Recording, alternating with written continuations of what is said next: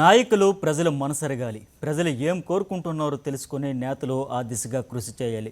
ప్రజలు కష్టాల్లో ఉన్నప్పుడు నేనున్నాను అంటూ నాయకుడు ముందుకు రావాలి. ప్రజలకు, పిల్లలకు, విద్యార్థులకు బంగారం లాంటి భవిష్యత్తును ఇవ్వాలి. వాళ్ళే నాయకులుగా ప్రజల మనసులో సుస్థిర స్థానం సంపాదించుకుంటారు.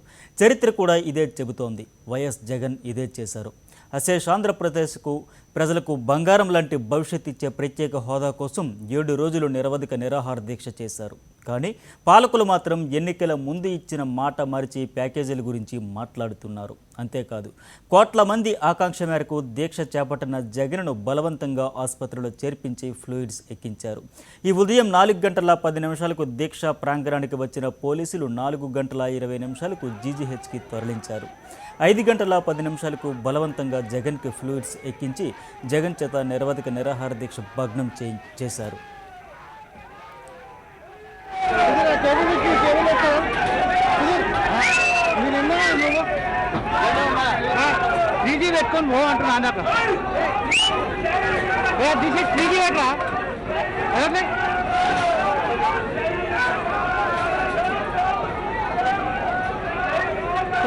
తొందర లైట్ వేసుకున్నా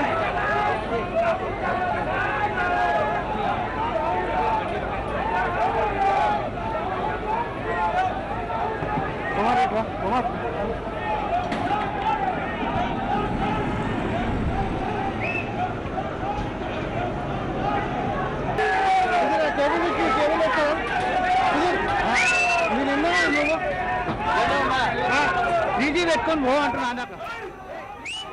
ప్రత్యేక హోదా ఏపీ హక్కు అంటూ వైఎస్ జగన్మోహన్ రెడ్డి చేపట్టిన నిరవధిక నిరాహార దీక్షను చంద్రబాబు ప్రభుత్వం భగ్నం చేసింది. ఉదయం 4 గంటల 10 నిమిషాలకు దీక్షా స్థలికి చేరుకున్న వందలాది మంది పోలీసులు వైఎస్ జగన్ను బలవంతంగా అంబులెన్స్లో ఆసుపత్రికి తరలించారు. ఐసీయూలో పెట్టి బలవంతంగా ఫ్లూయిడ్స్ ఎక్కించారు వైద్యులు. జగన్మోహన్ రెడ్డిని చూడటానికి ఆయన కుటుంబ సభ్యులు ఆసుపత్రికి వచ్చారు. దీక్ష భగ్నం చేసే సమయానికి జగన్ శరీరంలో కీటోన్స్ 4+గా ఉన్నట్లు వైద్యులు గుర్తించారు.